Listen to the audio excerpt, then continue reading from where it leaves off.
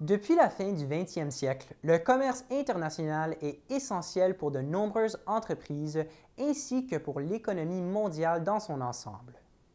Il permet d'accéder à un plus grand bassin de ressources, de réduire les risques et de favoriser l'innovation. Cependant, le commerce international présente également des inconvénients, tels que la perte d'emplois, la mutation d'industrie et l'augmentation de contrôles étrangers. Nous pouvons étudier le commerce international à travers le prisme de différentes théories.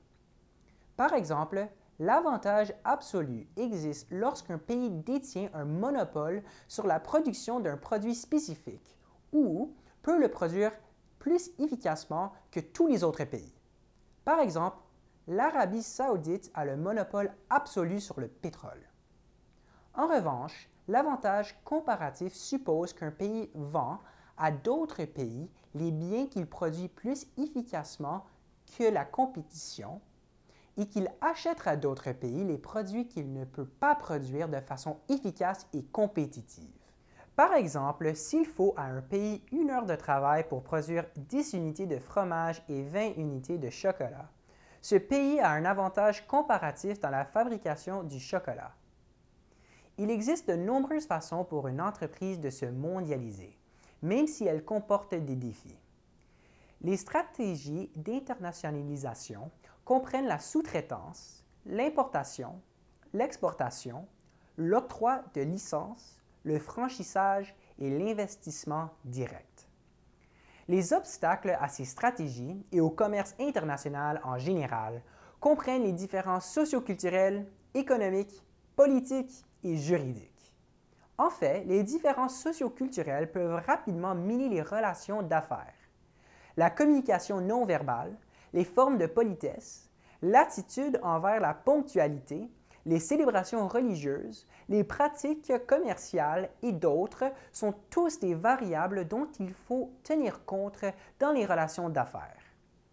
Les différences économiques, par exemple les niveaux de population, de revenus par habitant, des taux de croissance économique, etc., peuvent rendre difficile pour une entreprise de tirer profit d'un partenariat international.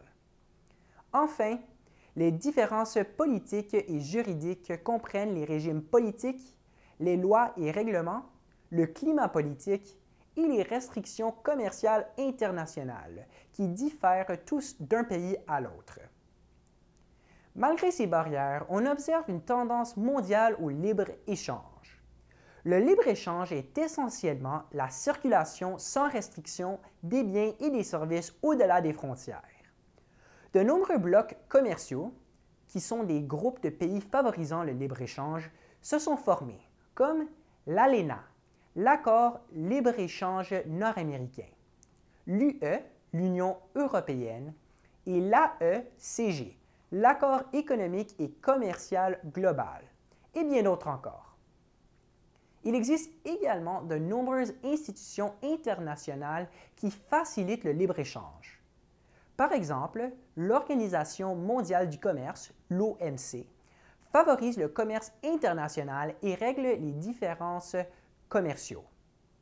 La Banque mondiale, composée de 188 pays membres, fournit une aide financière et des prêts à faible taux d'intérêt. Finalement, le Fonds monétaire international favorise la stabilité des taux d'échange et facilite les paiements internationaux.